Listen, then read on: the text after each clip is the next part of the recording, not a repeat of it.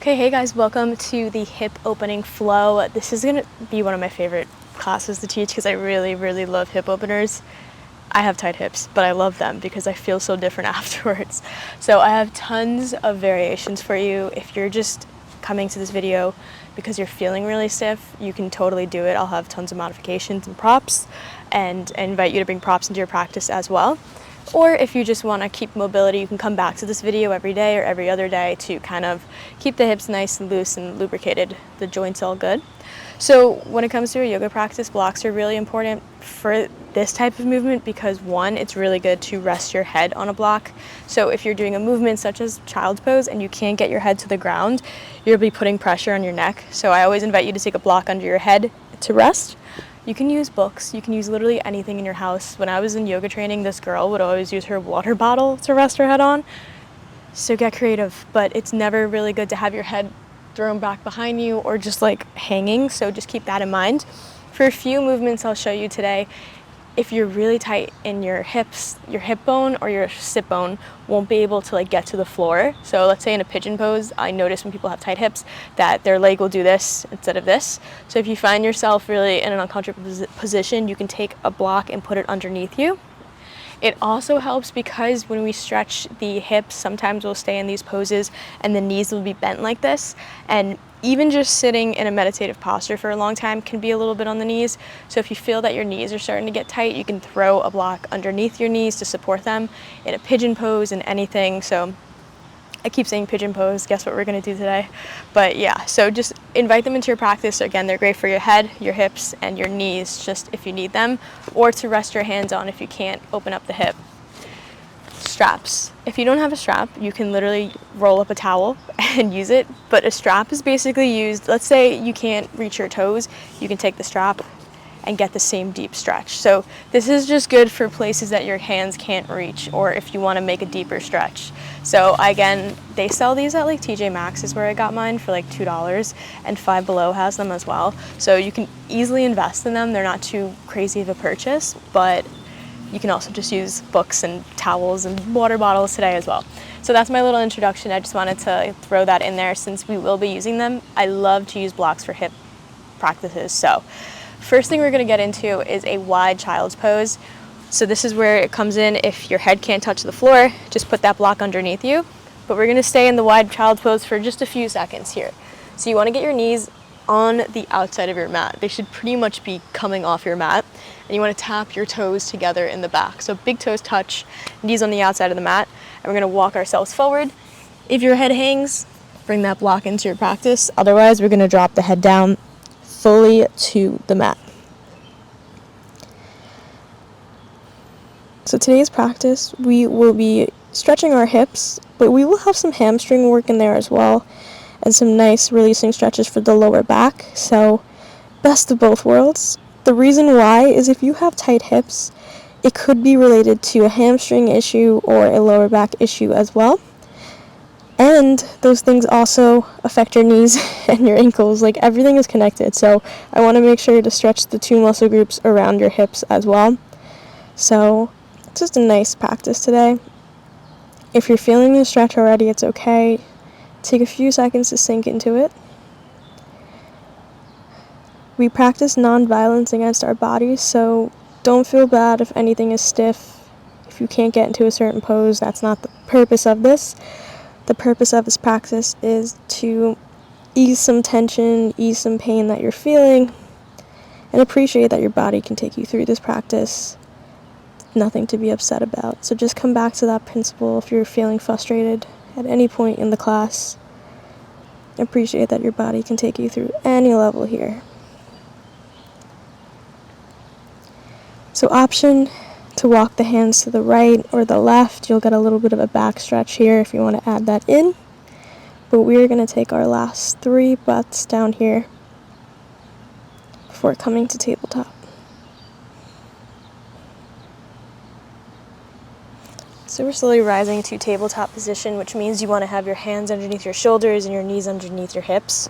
We will take some cat-cows just to get the spine moving, so feel free to go at whatever pace you want as long as you're working on the breath. So on the inhale, we drop the chest, belly, and shoulders down. On the exhale, we round the shoulders and tuck in the tailbone. Press the hands against the mat. Inhale, we look up. Exhale, we round. Exhale.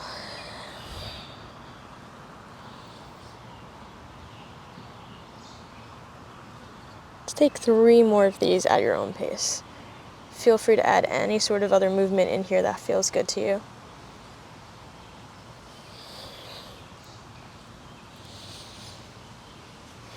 So coming back to tabletop position, I want you to practice some hip openers here, right into it.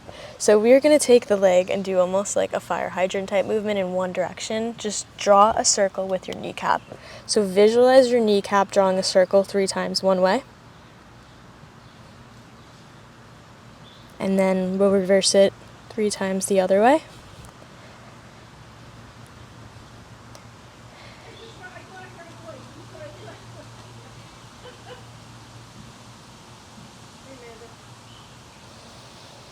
And we'll go on the other leg. So take the other leg, go 3 times in one direction. Then inhale, we'll go the other side. Taking a second, we're going to get ready for our first downward dog. You want to tuck the toes underneath. You're going to spread the fingertips wide. And we're pressing into the palms and the fingertips. As we rise, you want to send your hips back behind you. Think if there's a wall behind you that you're pushing your hip bones all the way back there. And you can pedal out the feet a little bit now that we're here. Make sure you're looking at your belly button or your toes. You want to have your head draped down. Alright, so we're going to inhale on the right leg. We're going to repeat by bringing that leg up in the air, kind of stacking it above the hip. And we're going to do more circles, so 3 times in one direction here.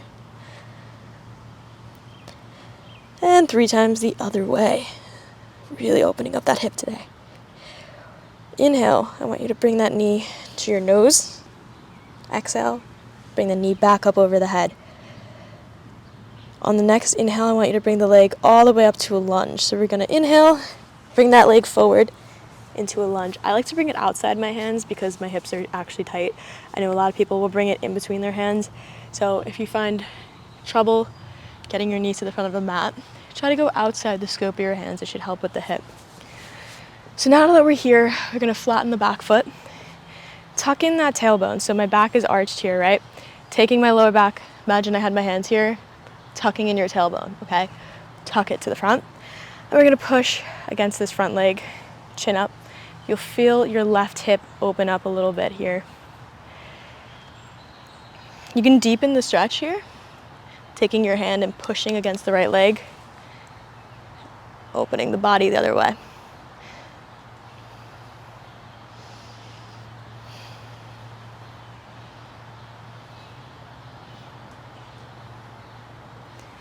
Now, I forgot to mention you may need your blocks here, so just grab them for a second. Again, the blocks that are tall, it's going to be easier. This will be a little harder, floor. For the next portion of the stretch, what we're going to do is we are going to extend the front leg and we're going to fold over it by pushing the hips back. So if you find it difficult or really tight to get your hands down here, you find yourself kind of arching, keep the blocks next to you. Try to keep the shoulder blades pulled back.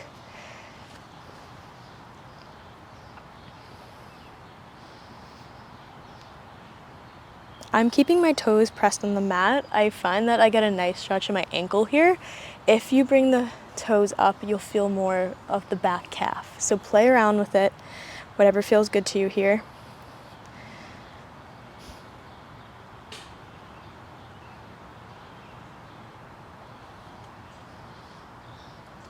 Okay, move those blocks aside just for the next part, but keep them close.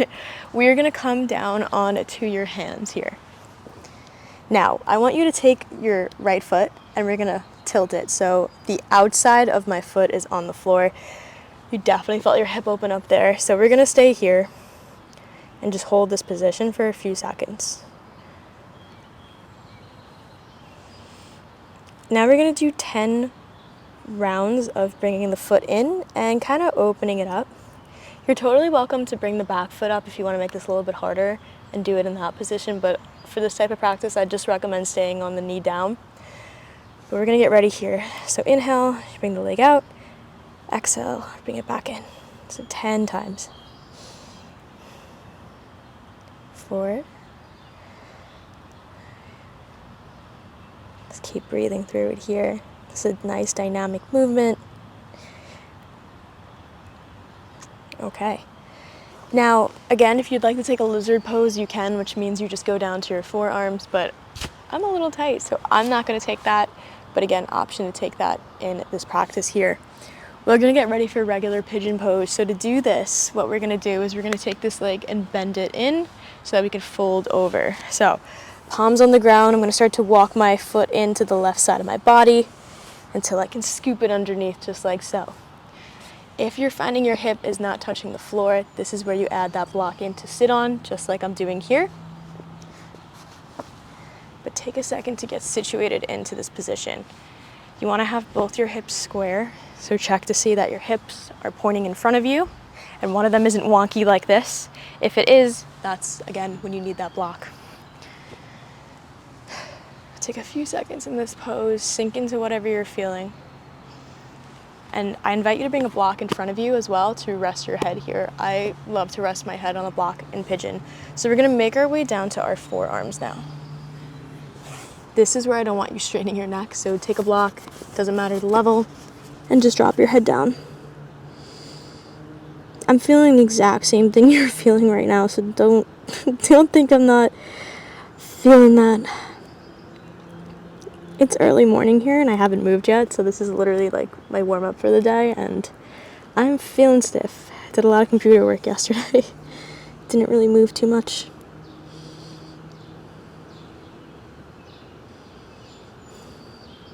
Breathe into what you're feeling. At any time, feel free to come up and take the half pigeon pose instead of coming all the way down. You can play around with your feet as well. The more you bring the front leg out to the side, the deeper you'll feel it. I'll explain that when I switch sides because you can see it a lot better that way. But take some time here.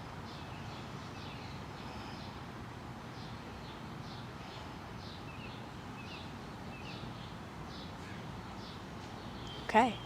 On the next inhale, I want you to tuck your toe in the back under, and we're going to go back into the downward dog, okay? So inhale. Bring both legs back. We got that downward dog. Kind of flush out the legs, pedal them out a bit. You can kind of come onto your right hip, onto your left hip, and just shake them out. We're going to repeat that sequence on the other leg. So I want you to inhale and lift that left leg up.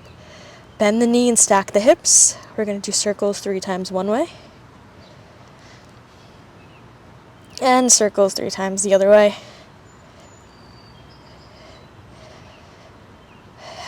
Bring the knee in to your nose, hold it for a quick second, and exhale, bring it back up. The only bit of abs we're going to hit today. Alright, so again, inhale, we're going to go right into that lunge. I bring my knee around the outside of my left leg, and we bring that foot nice down on the floor. Back foot goes flat. Very graceful, right? When your hips are tight, it's hard to get up there, I know. So like, you can laugh at me, it's all good. Coming into this pose for a few seconds again, my back is like rounded a little bit, so I want to tuck that tailbone in, keep the chest nice and open. And we're going to push your body forward so this knee comes in and your hip feels it a little bit.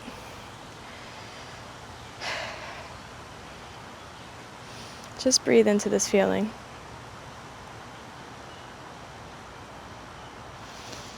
Again, option to take your hand and put some pressure against the left knee. So you're pushing the knee away from you and opening the chest up. You'll get a nice stretch in both your hips here. You can look to deepen it. I'm just gonna stare at you guys. Just take a few seconds in this position. Again, make sure you have the blocks near you. It's the funniest thing when a instructor's like, oh, get the blocks, and you look and your blocks are like back there and you're like, ugh. So take a few seconds to grab onto them, and we're gonna straighten the leg out for that forward fold. So my foot is gonna stay planted. Again, you're welcome to lift the toes, but again, I'm keeping it down. Choose your level of the blocks, and you're hinging with your hips, so you're not folding forward. Hips go back, and that it makes your upper body come down.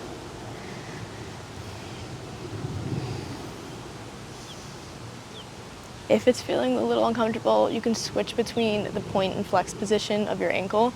This will just make it more dynamic and less intense. But if you're feeling up for it, I would try to keep it as a static stretch, which means you stay in that position for a while.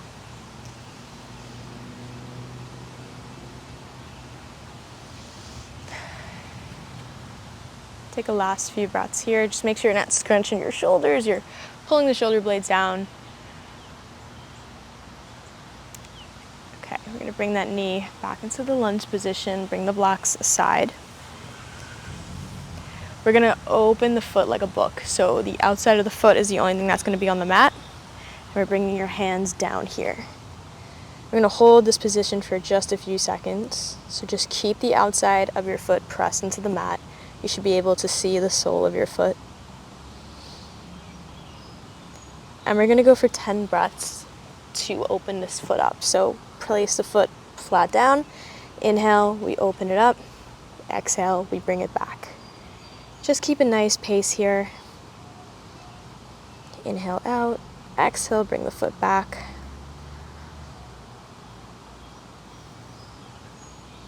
Okay, just a few more. You feel any clicking in your hips yet? My hips are always clicking. All right, bring that foot back here. We're gonna transition to that pigeon pose. So again, you can do it manually, or you can slide that foot underneath your body. Extend the back foot, and again, toes are flat back here. Grab onto the blocks if you need them. What I was saying earlier is this foot in the front. The more you fan it outward like I'm doing now, the deeper this is going to be on your hip and hamstring.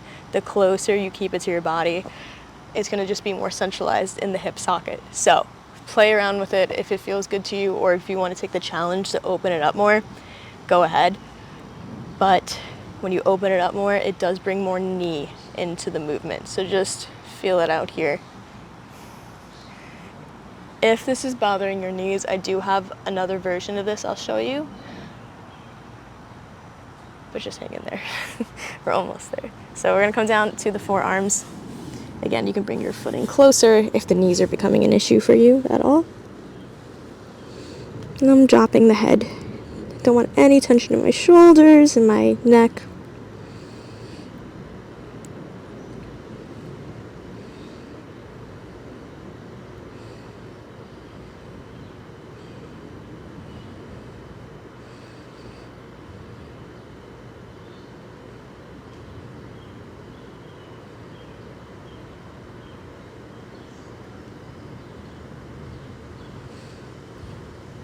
Okay, take our last few breaths here, and then we're going to transition into some final static poses before we go.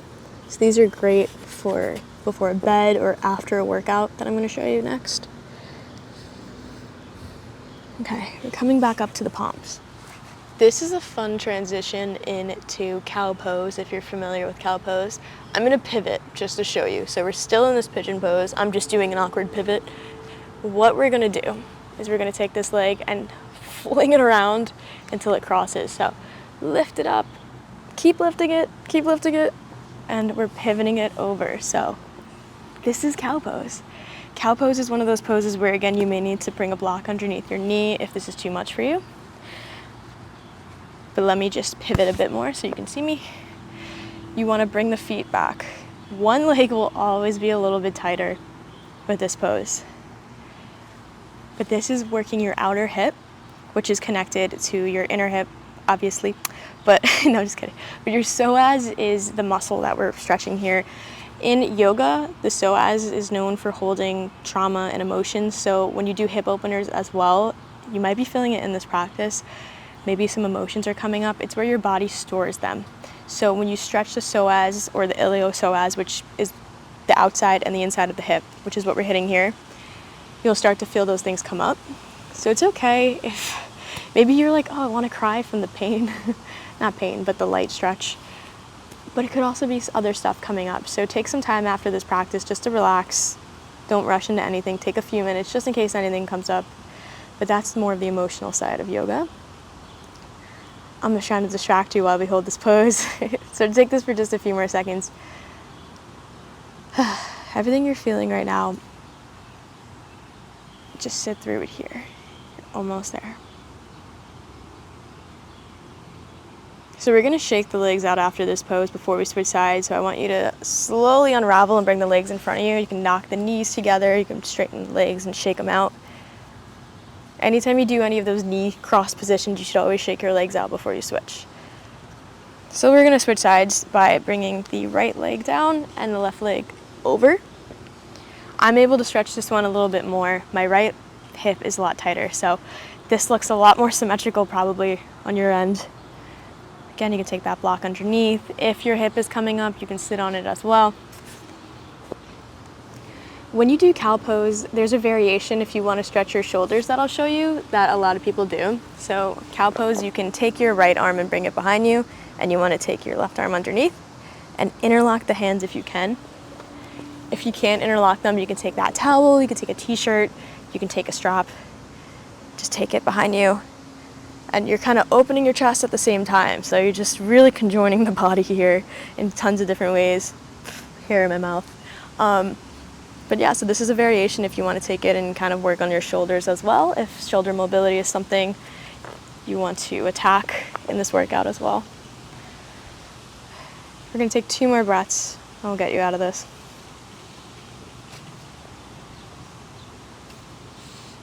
Okay, we're going to just shake it out. I have some nice poses that we're going to hit on our back. So I'm pivoting again. We're coming down controlled here. All the way into your back, hits the mat. So earlier I mentioned there's a variation of pigeon pose that you can take called reverse pigeon. We're not going to do it, but I just want to show you it real quick. You bring both your knees together and you take one leg, cross the ankle, and you can pull the thigh into your body. This is also when the strap comes in because you can bring the strap behind you and let the strap do all the work. So if you want to take that pose right now, you can totally pause this video and throw that in. But I just want to demonstrate Happy Baby and then we'll end this practice. I have tons of variations for Happy Baby with the strap as well, so let me demonstrate. Happy Baby is a nice hip opener. You can bring your feet together for the first level and then pull your thighs in. Again, you can make it accessible by pulling the strap in. You can pull your knees in. The next level would be you bring your feet up towards the ceiling. Same concept, you can pull your feet in like this, you can hold them. The most advanced level would be to grab the tops of your feet. So I'll show you with the strap. This is Happy Baby with the strap. So it's accessible if you can't get your hands up there with the strap, which is awesome. Otherwise, you grab it with your palms. And this is Happy Baby. Look like a little baby in a crib. Or you're just looking sane. So we're just gonna rock back and forth, side to side. Feel free to throw some ad-libs in there. You can stretch the legs out individually.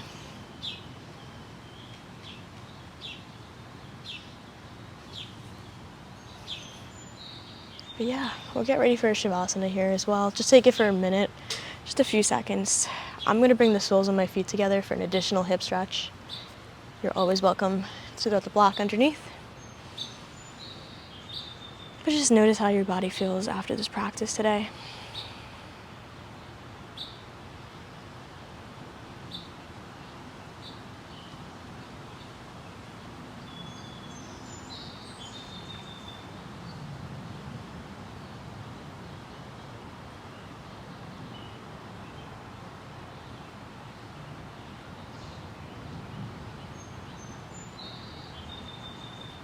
When you're ready, you can slowly roll over to your side and make your way to a seated position. But yeah, so that was a quick hip opening flow for you guys. I'll be putting up other flows as well that will be a little shorter, better for evenings or mornings or whatever. So just let me know what you want to see and I got you guys. So thank you so much. I hope you have a great day and we'll see you soon.